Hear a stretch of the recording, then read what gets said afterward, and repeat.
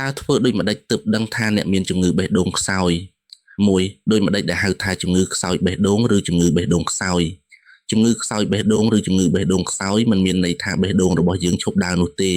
ជំងឺខ្សោយបេះដូងឬជំងឺបេះដូងខ្សោយគឺជាការចុះខ្សោយនៅសមត្ថភាពរបស់បេះដូងក្នុងការច្របាច់បញ្ជូនឈាមឲ្យបានគ្រប់គ្រាន់ដល់សរីរាង្គផ្សេងៗក្នុងខ្លួនយើង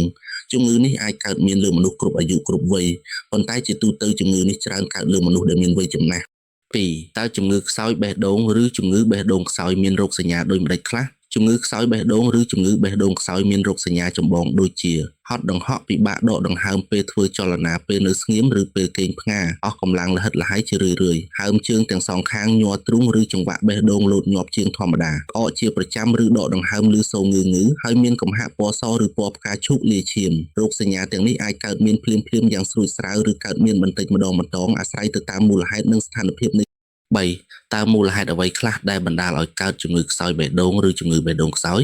មូលហេតុដែលបណ្ដាលឲ្យកើតជំងឺខ្សោយបេះដូងឬជំងឺបេះដូងខ្សោយមានដូចជាជំងឺស្ទះសរសៃឈាមបេះដូងនិងស្លោកសាច់បេះដូងជំងឺលើសឈាមឬលើសសម្ពាធឈាមជំងឺខូចប្រៅសបេះដូងជំងឺវិបត្តិសាច់ដុំបេះដូងនិងរលាកសាច់ដុំបេះដូងជំងឺវិបត្តិចង្វាក់បេះដូងដូចជាជំងឺបេះដូងដើរលឿនខុសចង្វាក់ជំងឺបេះដូងពីកំណើតដូចជាជំងឺបេះដូងចំហថតខាងលើជំងឺរ៉ាំរ៉ៃមួយចំនួនដូចជាជំងឺទឹកនោមផ្អែមជំងឺអេដជំងឺពកឡាបើតើមានវិធានការអ្វីខ្លះដើម្បីបង្ការជំងឺខ្សោយបេះដូងឬជំងឺបេះដូងខ្សោយគន្លឹះដ៏សំខាន់ក្នុងការបង្ការកុំឲ្យកើតមានជំងឺខ្សោយបេះដូងឬជំងឺបេះដូងខ្សោយគឺត្រូវធ្វើយ៉ាងណាកាត់បន្ថយហានិភ័យផ្សេងៗដែលនាំឲ្យកើតមានជំងឺនេះការកាត់បន្ថយហានិភ័យទាំងនេះតម្រូវឲ្យយើងមានទម្លាប់រស់នៅដែលនាំឲ្យមានសុខភាពល្អនិងការព្យាបាលបង្ការជំងឺដែលជាដើមហេតុនៃជំងឺខ្សោយបេះដូងឬជំងឺបេះដូងខ្សោយ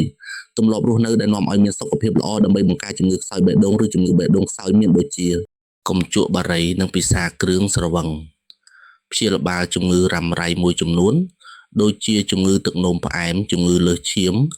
ឬលើសសម្ពាធឈាមឲ្យបានត្រឹមត្រូវធ្វើលំហាត់ប្រាណឲ្យបានខ្ជាប់ខ្ជួនបរិភោគអាហារដែលនាំឲ្យមានសុខភាពល្អដូចជាបន្លែនិងត្រីរក្សាទម្ងន់ឲ្យសមស្របកាត់បន្ថយភាពស្ត្រេសតានតឹងអារម្មណ៍អ្វីដែលគួរធ្វើនិងអ្វីដែលមិនគួរធ្វើសម្រាប់អ្នកជំងឺខ្សោយបេះដូងឬជំងឺបេះដូងខ្សោយអ្វីដែលគួរធ្វើមានដូចជាត្រូវលេបថ្នាំឲ្យបានទៀងទាត់និងត្រឹមត្រូវតាមវេជ្ជបញ្ជាត្រូវរក្សាទម្ងន់ឲ្យបានសមស្របត្រូវកាត់បន្ថយការបរិភោគអំបិលជាតិប្រៃនិងបន្ថយការហូបជាតិទឹក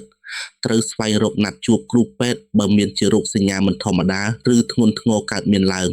អ្វីដែលមិនគួរធ្វើមានដូចជាមិនត្រូវភ្លេចលេបថ្នាំឡើយមិនត្រូវជក់បារីនិងសេពគ្រឿងស្រវឹងឡើយមិនត្រូវលេបថ្នាំតាមចិត្តខ្លួនឯងឡើយបើលោកអ្នកមានរោគសញ្ញាណាមួយដោយដែលបានរៀបរាប់ខាងលើសូមលោកអ្នកអញ្ជើញមកជួបពិភាក្សាជាមួយគ្រូពេទ្យឯកទេសនៃមន្ទីរពេទ្យកាល់ម៉ែតដើម្បីទទួលបាននូវការពិគ្រោះជំងឺនិងការព្យាបាលបានល្អប្រសើរនិងប្រកបដោយគុណភាព